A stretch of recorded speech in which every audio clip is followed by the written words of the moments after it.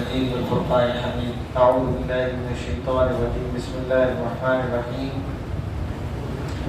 يا أيها الذين آمنوا إذا تداينتم بدين إلى أجل مسمى فاكتبوه وليكتب بينكم كاتب بالعدل. صدق الله العظيم. اللہ تبارک و تعالیٰ نے قرآن پاک کے اندر بہت سارے مسائل کو بیان کیا ہے، کیونکہ وہ ہماری ہدایت کا سامان ہے. تو وہ تمام چیزیں جو ہماری ہدایت کے لیے ضروری ہیں اللہ تعالیٰ نے ان کو قرآن پاک میں ذکر فرما دیا ہے. چاہے اس کا تعلق ہمارے ایمانیات سے ہو، مثلا یہ کہ ہم خدا کو مانیں یا نہ مانیں، اگر مانیں تو کتنے مانیں، اور اگر خدا کو مانیں تو کیسے مانیں، خدا کی صفات، خدا کی ایٹریبیوٹس کیا کیا مانیں، یا خدا کے علاوہ خدا کے بعد کس کو کیا درجہ دینا ہے، اللہ نے رسول بھیجے ہیں یا نہیں بھیجے ہیں، بھیجے ہیں تو ان کا کیا مقام و مرتبہ ہے. یہ چیزیں اسلامیات سے تعلق رکھتی ہیں جن کو اللہ تعالیٰ نے جگہ جگہ ذکر فرمایا ہے. اسی طرح آخرت کا بیان ہے، اسی طرح اور بھی دوسرے مسئلے ہیں تو ایمانیات سے متعلق ہیں، اللہ نے ان کو بھی بیان فرمایا ہے. اسی طرح اللہ تعالیٰ نے قرآن پاک کے اندر جہاں بہت سارے مسائل کو بیان کیا ہے، وہاں ان مسائل کو بھی بیان کیا ہے جن کا تعلق معاملات سے ہے، یعنی آپ کو کیا کرنا ہے کیا نہیں کرنا ہے. پھر اس میں بھی دو چیزیں آتی ہیں. لیکن ایمان کا تعلق، خدا کا تعلق، نبی کا تعلق، آخرت کا تعلق کرنے اور نہ کرنے سے نہیں ہے، ماننے نہ ماننے سے. جانی بات ہے اللہ یہ کہتا ہوں کیا کریں، اس میں کیا کر سکتے ہیں، مانیں گے. جانی بات اللہ تعالیٰ نے نبی بھیجے تو ہم کیا کر سکتے ہیں، مانیں گے. سمجھا نہیں، ان چیزوں کا تعلق اس سے ماننے سے. قیامت آئے گی تو کیا کریں، مانیں. کرنا کچھ نہیں ہے بھائی، ہم نے کوئی چیز سیکھی، قیامت آئے گی تو اب ہمیں کیا کرنا ہے، کچھ نہیں کرنا نہیں. اس کے لیے تیاری کرنا وہ چیز ایک لگے گی، لیکن قیامت آئے گی اس چیز کو ماننا ہے، کرنا نہیں ہے. نماز 5 وقت کی پڑھنا فرض ہے، اسے جہاں ماننا بھی ہے وہاں کرنا بھی ہے. یہ نہیں کہ مان لیا بھائی کہ نماز 5 وقت کی فرض ہے اور ہم میں سے اکثر لوگ بس مان ہی بیٹھے، مان لیا بس ہو گیا. اس کا تعلق ماننے سے نہیں، اس کا تعلق ماننے کے ساتھ ساتھ کرنے سے بھی. تو ہماری جو ہدایت کے سامان ہیں وہ دو طرح ہیں. ایک جن کا تعلق ماننے سے ان کو کہتے ہیں ایمانیات، ٹھیک ہے، اس کا تعلق ایمان سے. اور اس کا تعلق ہمارے دل اور زبان سے ہے. اور دوسری وہ چیزیں ہوتی ہیں جن کا تعلق کرنے سے ہوتا ہے، اور جس کا تعلق کرنے سے ہوتا ہے اس کو کہتے ہیں اسلامیات. آسانی کے عمل ہے، یعنی وہ عمل جو ہم کریں یا اعمال بھی کہتے ہیں اس کو اسلامی اعمال. مثلا نماز پڑھنا ہے، صدقہ دینا ہے، روزہ رکھنا ہے، زکات دینا ہے، حج کرنا ہے، کسی کو ستانا نہیں ہے، وغیرہ وغیرہ. پھر یہ بھی دو حصوں میں ڈیوائڈ ہوتے ہیں، ایک حقوق اللہ اور دوسرے حقوق العباد. حقوق اللہ کا مطلب ہے اللہ کے حق، حقوق العباد کا مطلب ہے بندوں کے حق. حقوق اللہ مثلا نماز پڑھنا، روزہ رکھنا، زکات دینا، حج ادا کرنا، یہ حقوق اللہ میں آتے ہیں. حقوق العباد مثلا کسی کو گالی نہ دینا، کسی کی برائی نہ کرنا، کسی کا پیسہ نہ مار لینا، کسی پر بری نیت نہ رکھنا، کسی کے ساتھ برا برتاؤ نہ کرنا، کسی کے لیے اپنے دل میں برے خیالات نہ رکھنا کہ یہ برباد ہو جائے، اس کو اللہ نے ایسا کیوں کیا. ان کا تعلق حقوق العباد سے آتا ہے. میرا ایک مزاج ہے اللہ تعالیٰ کی طرف سے، یا یہ کہہ رہے ہیں کہ ہم اپنی سوسائٹی کو جب دیکھتے ہیں، معاشرے کو جب دیکھتے ہیں تو بڑا دکھ محسوس ہوتا ہے. اس لیے میرا یہ مزاج بنا ہوا ہے کافی ٹائم سے کہ میں حقوق اللہ پر بیان کم کرتا ہوں حقوق العباد کے مقابلے. اس کی وجہ یہ ہے کہ ہم سبھی کو بتائیں نماز پڑھنا فرض ہے، اور اگر کوئی نماز نہیں پڑھتا تو اس سے کسی دوسرے کا نقصان نہیں. مثلا میں نماز نہیں پڑھتا، آپ کو کیا فرق پڑتا ہے، پڑھوں نہیں پڑھوں، جاؤں گا اپنی قبر میں، آپ کو کوئی نقصان نہیں ہے. میں اگر روزے نہ رکھوں اس سے آپ کو کوئی نقصان نہیں ہے، لیکن میں اگر آپ کے پیسے لے کے بھاگ جاؤں تو اس سے آپ کو نقصان ہے. میں آپ کو گالی دوں تو اس سے آپ کو نقصان ہے. میں آپ کی برائیاں کر کر بولوں ارے وہ پچونی والا اس سے سامان بن دیا کرو، ہلدی میں رکھ ملاتا ہے، اس سے آپ کو نقصان ہے. جیسے میں نے پیچھے بھی اس سے پہلے بیان کیا تھا، وہ بھی حقوق العباد سے تعلق رکھتا تھا جو طلاق کا مسئلہ تھا. اس لیے کہ اگر کسی نے جہالت میں آ کر اپنی بیوی کو 3 طلاق دے دی تو اس بیوی کی زندگی برباد ہو جائے گی، بچوں کی زندگی برباد ہو جائے گی، خاندان ٹوٹ جائے گا، نسل تباہ ہو جائے گی. تو اس لیے میرا مزاج ہے کہ ہم یہ دیکھ رہے ہیں اور بڑا دکھ محسوس کرتے ہیں کہ ہم ایسی ڈھیٹ قوم ہیں کہ اپنے اندر سدھار پیدا نہیں کر رہے ہیں. حقوق اللہ کے لیے تو کہتے کہتے علماء تھک گئے، بھائی نماز پڑھو نماز پڑھو نماز پڑھو، روزے رکھو. اس قدر افسوس ہوتا ہے کہ نمازیوں کی تعداد میں تو پتہ نہیں اضافہ ہو رہا ہے یا کمی ہو رہی ہے، لیکن روزے داروں کی تعداد میں ڈے بائی ڈے کمی ہوتی چلی جائے. اپنی آنکھوں سے دیکھ رہے ہیں، بڑا دکھ ہوتا ہے. جو لوگ پہلے کبھی روزہ رکھا کرتے تھے، ہم انہیں دیکھ رہے ہیں وہ روزہ نہیں رکھتے. یہ بڑے افسوس کی بات ہے، لیکن وہ روزہ نہ رکھیں ہو جانے ان کا کام ہے. اصل مسئلہ یہ ہے کہ اگر کوئی بندہ یا ہم کسی بندے کے ساتھ حقوق العباد کا وائلیشن کرتے ہیں، اس میں کوتاہی کرتے ہیں، تو اس سے سوسائٹی میں دنیا میں ہی بگاڑ آتا ہے. جب فیملی ٹوٹے گی، خاندان تباہ ہوگا، خاندان تباہ ہوگا، نسل برباد ہو جائے گی، نسل برباد ہو جائے گی، سوسائٹی کا معاشرہ ختم ہو جائے گا. اسی طرح یہ بری کہاوت ہے اور مشہور ہو چکی ہے، بڑا دل دکھتا ہے اس کو کہتے میں بھی، کیونکہ ہم ماننے بھی اس کو ہی لگے ہیں کہ غیر مسلم بیوپاری بےایمانی نہیں کرتا، مسلم بیوپاری بےایمانی کر دیتا ہے. ایک محاورہ مشہور ہو گیا، حالانکہ ایسا نہیں ہے. لیکن اصل کیا ہے، معاملہ کیا ہے؟ ہمارے زیادہ تر جو ہم مسلم ہیں تو ہمارے زیادہ تر تعلقات کس سے ہیں؟ مسلموں سے. اب مثلا 100 مسلمانوں سے ہمارا لین دین ہے، اس میں سے 20 نکل گئے بے ایمان، تو آپ کیا کہیں گے؟ بے ایمان ہے مسلمان. اور غیر مسلموں سے 10 سے ہی تعلق پڑ رہا ہے، اس میں سے اگر بے ایمان نکلا بھی تو یہ، تو ہم کیا کہیں گے پھر بھی کہ غیر مسلموں کے مقابلے میں مسلمان زیادہ بے ایمان ہے. لیکن یہ بات صحیح نہیں ہے. بے ایمان ہونے کے لیے اس کا مذہب سے تعلق نہیں ہے، اس کا تعلق تو عادت و اخلاق سے بھی ہے، اس کا تعلق تو سوسائٹی کی تربیت سے بھی ہے، والدین کی تربیت سے بھی ہے کہ انسان بے ایمان بنے گا یا ایماندار.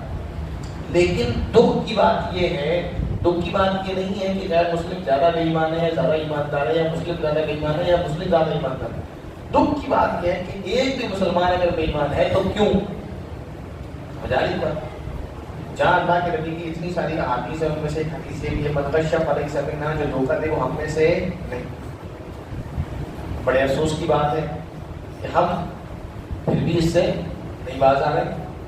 جو پرچونی والا ہے وہ اس میں کر رہا ہے، جو راشن کھولنے والا ہے وہ اس سے جو ہو رہا ہے وہ کر رہا ہے.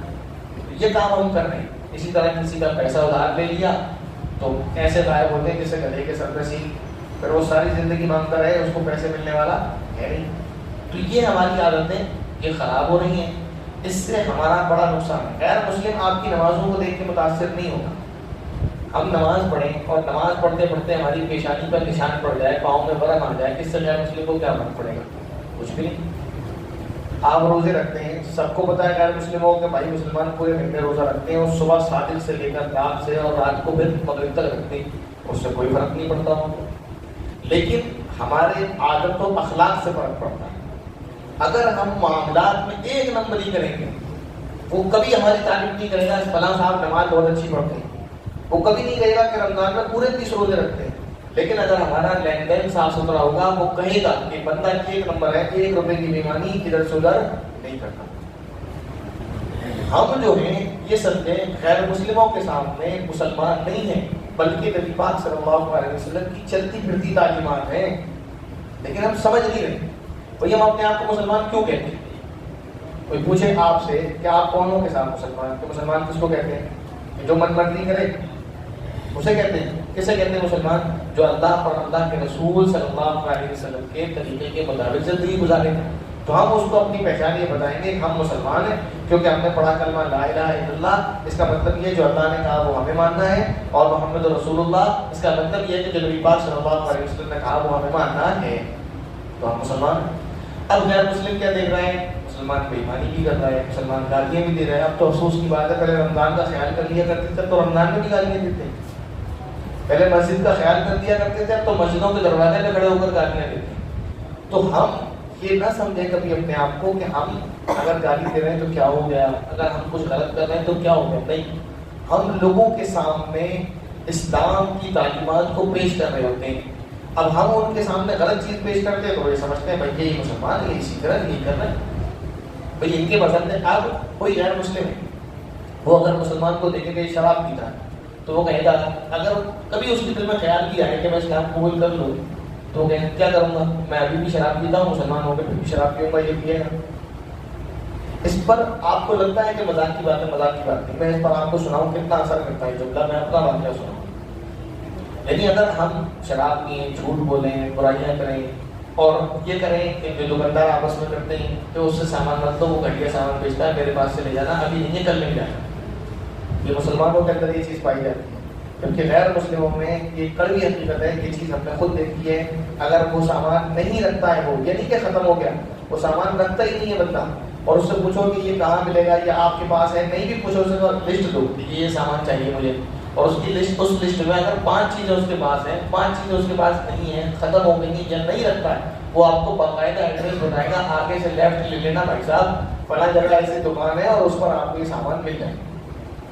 اور ہم مسلمان کیا کر رہے ہوتے ہیں، ہمیں پتا ہوتا ہے کہ رات ہم سے کہہ رہا ہوتا ہے چلو تمہارے پاس نہیں ہے اس سے لے لو، اس سے مطلب ہے وہ گھٹیا سامان لیتا ہے. یہ ہے کہ نہیں؟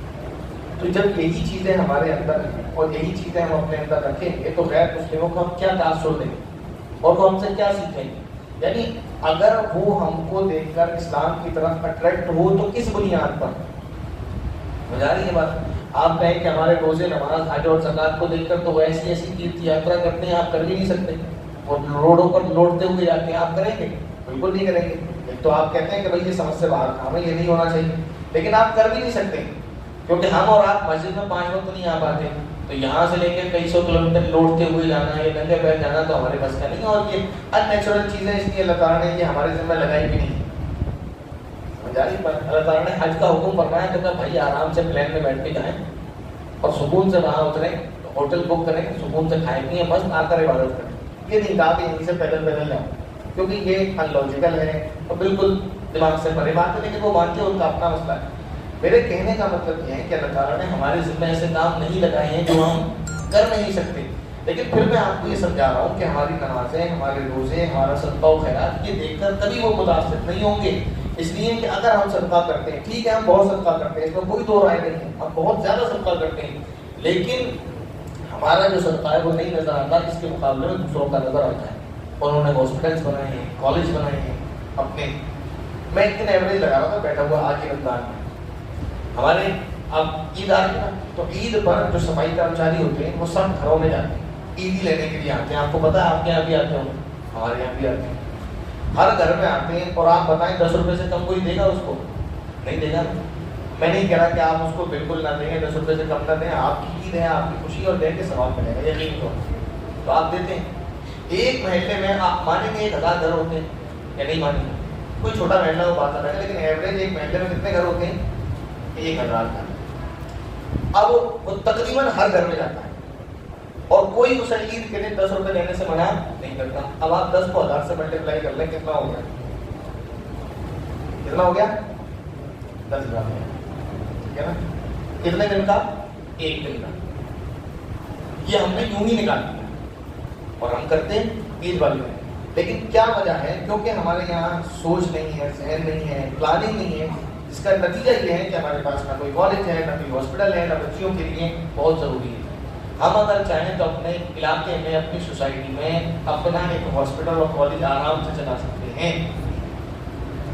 یہ تو وہ چیزیں ہیں جو ہم کرتے ہیں. اس کے علاوہ دیکھیں ہمارا اپنا خرچہ ہر ہم میں سے کسی نہ کسی کا، کسی کو چائے کا شوق، کسی کو سگریٹ کا، کسی کو تمباکو کا، کسی کو گٹکے کا، کسی کو کسی چیز کا.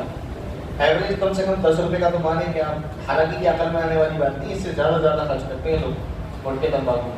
لیکن 10 روپے کا ہماری سوسائٹی میں سب کا ایوریج ہے کہ ہر بندہ یعنی تقریباً 10 روپے ان چیزوں میں خرچ کر رہا ہے. ٹھیک ہے، کوئی اچھی چیزیں کھا رہا ہے، کوئی غلط چیزیں کھا رہا ہے. لیکن کیا وجہ ہے کہ ہم اس طرح اپنے 10 روپے ڈیلی کے حساب سے نکال کر کوئی ایسا کام کیوں نہیں کر سکتے؟ کیوں نہیں کر سکتے؟ ہم نے کیا سمجھ رکھا؟ مسجد کو زیادہ سے زیادہ جو میں 5-10 روپے دے دیے ہو گیا ہمارا کام.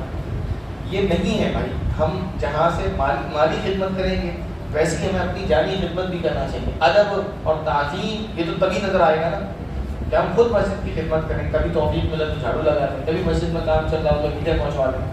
مسجد آغا صاحب جو بنی ہے اس میں مزدور کام کرتے ہیں، سو کرتے ہیں، لیکن اینٹیں پہنچانے کا کام 90% بچے ہی کرتے ہیں. اور یہ کروایا جاتا، ہم نے بھی کیا اور اس میں بڑی خوشی محسوس ہوتی تھی جب بھی، اور اب بھی ہوتی ہے. جب خوشی اس لیے محسوس ہوتی تھی کہ آج اینٹیں اٹھوائی ہیں، کل کی چھٹی. آج خوشی اس لیے محسوس ہوتی ہے کہ بھائی ہمارے اساتذہ نے ہم سے جیسے بھی کام کروا دیا، بہت وہ کام کروا دیا جو ہم نہیں کر سکتے. آغا صاحب منزل کتنی اونچی ہے. اب اس کے بعد میرے پڑھائی چھوڑنے کے بعد شاید ایک منزل بنی ہوتی, میرے سامنے گنبد بن چکا تھا, یعنی اس کی تعمیر ہو چکی تھی, وہاں تک ہم اینٹیں لے کر گئے نیچے چھوڑا.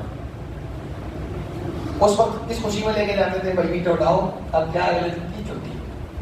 اور اب یاد آتا ہے کہ ہمارے اساتذہ نے جو اینٹیں ہم سے پہنچوا دی ہیں, یہی ہماری مغفرت کے لیے کیا ہو جائیں گی, کافی ہو جائیں گی اگر اللہ تعالیٰ نظر کرم فرما دے.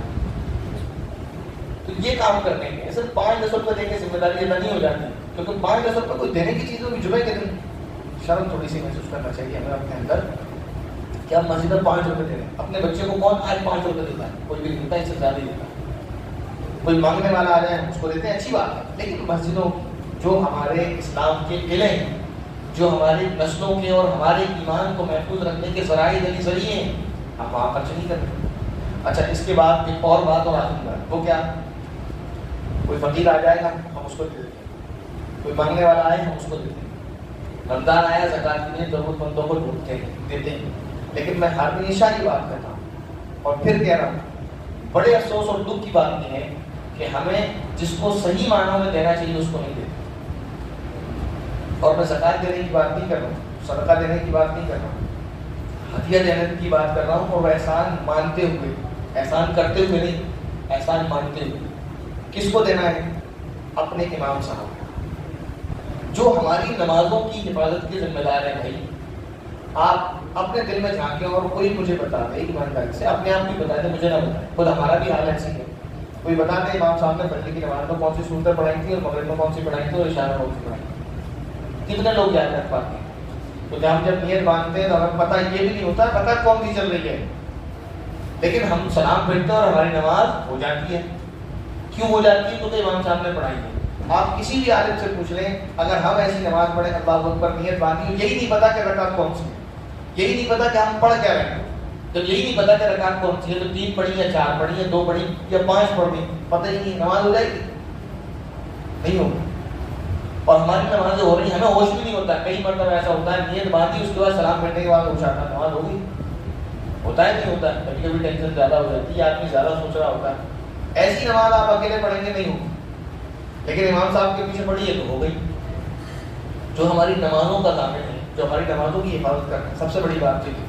ورنہ اس کے علاوہ ہم جن میں اور دینی کام تو کوئی کرتے نہیں. قرآن آخری بار کب پڑھا ہوگا ہمیں کوئی یاد نہیں, اور روزے ہم کوئی روز تھوڑی رکھتے ہیں, رمضان ہے تو رکھ لیجیے. یعنی جو ہماری سب سے اہم عبادت ہے جس کو ہم ہمیشہ کرتے ہیں نماز, اس کی حفاظت کا انتظار کون؟ امام صاحب. دوسری بات کیا ہے, ہم اگر فتویٰ لیں, مسئلہ پوچھیں اور پھر کسی مفتی کو قرآن سنائیں اور اس سے پوچھیں کہ اس طرح قرآن پڑھنے سے میری نماز ہو جائے گی, تو اکثر حال یہ ہے ہمارا, جس طرح ہم انداز سے قرآن کریم پڑھتے ہیں, اکثر جواب یہ آئے گا بھائی قرآن کی کرو, اس سے نماز نہیں ہوگی. وہ بات الگ ہے کہ آپ جب تک سیکھو گے, ابھی تک سیکھا نہیں ہے, اللہ تعالیٰ اپنے رحم و کرم سے قبول فرمائے. کیونکہ جس طرح آپ قرآن پڑھ رہے ہیں پتہ نہیں نماز ہوگی یا نہیں ہوگی. لیکن امام صاحب کے پیچھے پڑھا, امام صاحب نے قرآن کریم کو جیسے پڑھنا تھا ویسے ہی پڑھا, نماز ہو گئی. اسی طرح کیونکہ ہمیں پتہ نہیں ہے کہ نماز کن چیزوں سے ٹوٹ جاتی ہے, تو آپ نماز میں کچھ ایسی حرکت بھی کر جاتے ہیں لیکن نہیں پتہ. تو دیکھیں, ایک تو ہے اصول اور ضابطہ اور قانون, اور ایک ہے اللہ تعالیٰ کی رحمت. اللہ تعالیٰ کی رحمت کا معاملہ یہ ہے کہ ہم نے نماز میں کوئی ایسی غلطی کر دی جس کے بارے میں ہمیں پتہ نہیں ہے, تو امید ہے کہ اللہ تعالیٰ ہماری نماز کو کیا کر لے, قبول کر لے. لیکن ضابطہ اور قانون یہ ہے کہ اللہ تعالیٰ پکڑ کر لے گا اور نماز قبول نہیں ہوگی. وہاں میں آپ کو کئی بار کہہ چکا ہوں, ہم یہ نہیں کہہ سکتے کہ ہمیں معلوم نہیں تھا. یاد رکھیں یہ بالکل بہانہ بنے گا نہیں. اگر اللہ تعالیٰ نے یہ پوچھ دیا کہ تمہاری یہ والی نماز نہیں ہوئی تھی اس لیے کہ تم اس میں یہ غلطی کر بیٹھے تھے, اور آپ اللہ تعالیٰ سے یہاں اللہ تعالیٰ سے آگے سے کہیں کہ پتہ نہیں تھا ہمیں, اس لیے ہم سے ایسی غلطی ہو گئی, یہ پتہ نہیں تھا کہنے کی بات ہی نہیں بنتی. مجھے یہ بات میں کئی بار کہہ چکا ہوں, آپ کو اس ملک کے اندر کوئی ایسا کام کریں جس کے بارے میں آپ کو نہ پتا ہو کہ کانسٹیٹیوشن کیا کہتا ہے, تو آپ پولیس سے یہ کہہ کے بچ جائیں کہ ہمیں پتہ نہیں تھا. بتائیں بھائی, آپ یہ کہہ دیں گے کیونکہ ہم نے سنویدھان نہیں پڑھا تو ہمیں نہیں پتا کہ کیا کیا کرنا چاہیے, انڈیا میں رہ کے کیا کیا نہیں کرنا چاہیے, لہٰذا ہمیں پتہ نہیں تھا, ہم نے غلطی سے کر دیا, ہمیں چھوڑ دو. تو پولیس چھوڑ کے چلی جائے گی؟ نہیں جائے گی. حالانکہ سنویدھان کا پڑھنا نہ فرض ہے نہ واجب ہے, نہ ایسا ہے کہ اگر کوئی سنویدھان کو نہ پڑھے تو اس کو سزا ہوگی, ایسا کوئی قانون ہے نہیں ہے. لیکن پھر بھی قانون یہ ہے کہ آپ کو سنویدھان کا پتہ ہو یا نہ پتہ ہو, آپ نے اگر غلطی کی ہے تو آپ کو سزا ملے گی. تو جب اور قرآن کا پڑھنا کیا ہے, پڑھتے ہیں. قرآن کا پڑھنا اور اس کا سمجھنا کیا ہے, ضروری ہے. مسائل کو، دینی معاملات کو اس قدر علم سیکھنا. اللہ کے نبی صلی اللہ علیہ وسلم کا فرمان ہے طلب العلم فریضۃ علی کل مسلم، جس کا خلاصہ یہ ہے کہ اس قدر علم دین سیکھنا جس سے آپ کو جائز ناجائز، حلال حرام، صحیح غلط کی تمیز ہو جائے. یہ آپ کے اوپر کیا ہے؟ فرض ہے، نماز کی طرح فرض ہے. یعنی نماز کے مسائل کو اس طرح سیکھ لینا کہ اس سے نماز ہوتی ہے، اس سے نماز نہیں ہوتی ہے. یہ ایسا ہی فرض ہے جیسے نماز پڑھنا فرض ہے. تو ہم اللہ تعالیٰ کے سامنے یہ کہہ کر نہیں بچ پائیں گے کہ ہمیں پتہ نہیں تھا. تو اس لیے یہ بڑا احسان ہے ہمارے ائمہ حضرات کا ہمارے اوپر کہ جن کی وجہ سے ہماری عبادتیں قبول ہو رہی ہیں. اور وہ پھر اس کے علاوہ دوسرے کام بھی ہے کہ وہ ہم کو دینی مسائل سکھاتے ہیں. یہ بڑا احسان ہے. حضرت علی رضی اللہ تعالیٰ عنہ کا غالباً قول ہے، میں نے نہیں پڑھا نہیں، صرف سنا ہی سنا ہے، ان کی طرف منسوب ہے. اور وہ یہ ہے کہ حضرت علی رضی اللہ تعالیٰ عنہ نے فرمایا کہ اگر مجھے کوئی دین کی ایک بات سکھا دے تو وہ میں اس کا غلام ہوں، مجھے جس بازار میں چاہے بیچ دے. یہ قول حضرت علی رضی اللہ تعالیٰ عنہ کی طرف منسوب ہے. اگر یہ قول ان کی طرف صحیح منسوب ہے تو سوچیں کتنی بڑی بات ہے.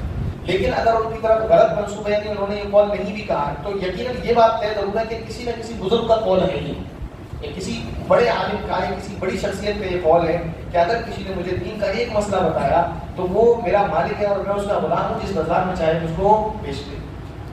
اس سے آپ کو اہمیت سمجھ آ رہی.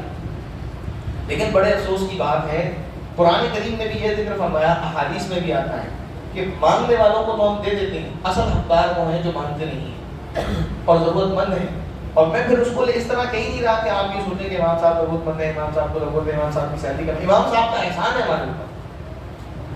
لیکن یہ بڑے افسوس کی بات ہے، ہمیں یاد نہیں پڑتا ہم نے آخری بار اپنے امام صاحب کو گفٹ اور ہدیہ کب دیا ہو، نہیں یاد پڑتا. یہ ایک بالکل ہمارا لا تعلق ہو جانا امام صاحب سے اور بالکل بے پرواہ ہو جانا. ایک طرف تو یہ کہ ہمیں کان میں بچہ پیدا ہوا، فون کیا، بے ٹائم کسی بھی ٹائم فون کر دیں گے. ایک بار فون آیا میرے پاس تراویح سے 5 منٹ پہلے، جماعت کھڑے ہونے سے پہلے، گھر میں بچی کی پیدائش ہوئی ہے، نام بتا دیں. میری بچی نہیں ہے بھائی، میری ٹینشن نہیں. کوئی بات ہے یار، نماز سے 5 منٹ پہلے فون آیا، گھر میں بچی کی پیدائش ہوئی، نام بتا دیں. میری بچی نہیں ہے، مجھے ٹینشن نہیں. تھوڑا برا لگا ہوا ان کو جواب دیں کہ ٹائم تو دیتے ہیں آپ. تو بچے کی پیدائش ہو تو امام صاحب ٹائم بے ٹائم ہم اور آپ فون کرتے ہیں کہ آپ نام بتا دیں، ٹھیک ہے. اور اس کے علاوہ امام صاحب یا تو خود جائیں یا کسی حافظ عالم کو بھیجیں کہ بچے کے کان میں اذان پڑھ دیں. ہمیں وہ بھی نہیں آتی، ہمیں یہی نہیں پتا کہ اذان کون سے کان میں پڑھنی ہے اور تکبیر کون سے کان میں پڑھنی ہے. اور صحیح بات یہ ہے کہ ہمیں اذان اور تکبیر خود بھی آتی ہے. تو یہ چیزیں پہلے تو خود بھی سیکھنے کی.